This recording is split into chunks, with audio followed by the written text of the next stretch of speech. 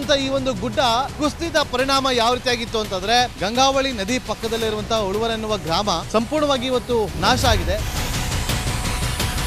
ಮನೆ ಮಠ ಏನಿಲ್ಲ, ಎಲ್ಲ ಹೋಗ್ಬಿಟ್ಟಿದೆ. ಇವತ್ತು ರಿಪಬ್ಲಿಕ್ ಕನ್ನಡ ಮಾಡಿದಂತ ಒಂದು ವರದಿಯಿಂದಾಗಿ ಎಚ್ಚೆತ್ತುಕೊಳ್ಳುವಂತ ಕೆಲಸ ಸರ್ಕಾರ ಮಾಡಿದೆ, ಸಚಿವರು ಕೂಡ ಮಾಡಿದ್ದಾರೆ. 2 ಗಂಟೆಗೆ ಸುದ್ದಿ ಮೂಡಿಸಿದ್ದು 6 ಗಂಟೆಗೆ ಎಲ್ಲ ಸಚಿವರು ಮಿನಿಸ್ಟರ್ ಎಲ್ಲ ಬಂದು ಇಲ್ಲಿ ನೋಡೋಗಿದ್ದಾರೆ.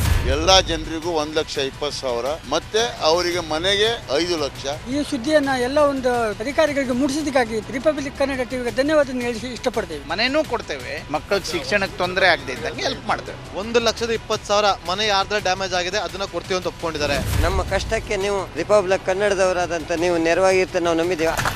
ಅವರಿಗೆ ಸೂರನ್ನ ಕಲ್ಪಿಸಿಕೊಡೋವರೆಗೂ ಕೂಡ ರಿಪಬ್ಲಿಕ್ ಕನ್ನಡ ಅವರಿಗೆ ಧ್ವನಿಯಾಗಿ ನಿಲ್ಲುವಂತ ಕೆಲಸವನ್ನ ಮಾಡುತ್ತೆ.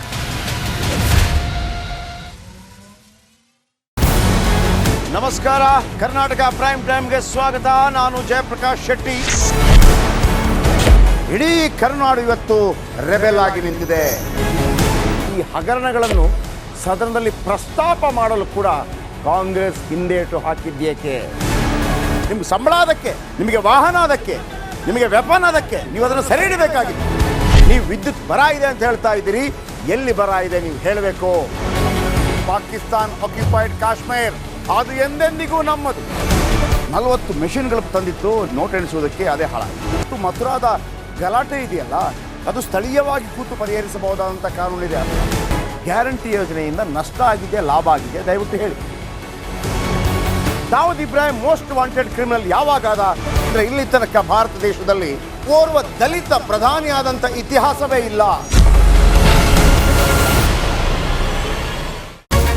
ರಿಪಬ್ಲಿಕ್ ವರ್ಲ್ಡ್ ಆಪ್ ಇದು ಕೇವಲ ಅಪ್ಲಿಕೇಶನ್ ಅಲ್ಲ, ಸಮಗ್ರ ಸುದ್ದಿಗಳ ಸಂಪರ್ಕ ಮಾರ್ಗಕ್ಕೆ ಕ್ರಾಂತಿಕಾರಿ ಬದಲಾವಣೆ. ರಿಪಬ್ಲಿಕ್ ವರ್ಲ್ಡ್ ಆಪ್ ಕೇವಲ ಸುದ್ದಿ ಅಪ್ಲಿಕೇಶನ್ ಅನ್ನ ಪರಿಚಯ ಮಾಡ್ತಾ ಇಲ್ಲ, ಬದಲಾಗಿ ಡಿಜಿಟಲ್ ಸುದ್ದಿ ಬಳಕೆಯ ಹೊಸ ಯುಗಕ್ಕೆ ನಾಂದಿ ಹಾಡ್ತಾ ಇದೆ.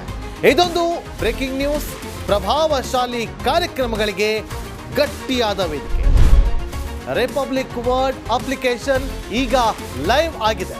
ಗೂಗಲ್ ಪ್ಲೇ ಸ್ಟೋರ್ ಮತ್ತು ಆಪಲ್ ಆಪ್ ಸ್ಟೋರ್ ಎರಡರಲ್ಲೂ ಲಭ್ಯವಿದೆ. ಈಗಲೇ ಡೌನ್ಲೋಡ್ ಮಾಡಿ.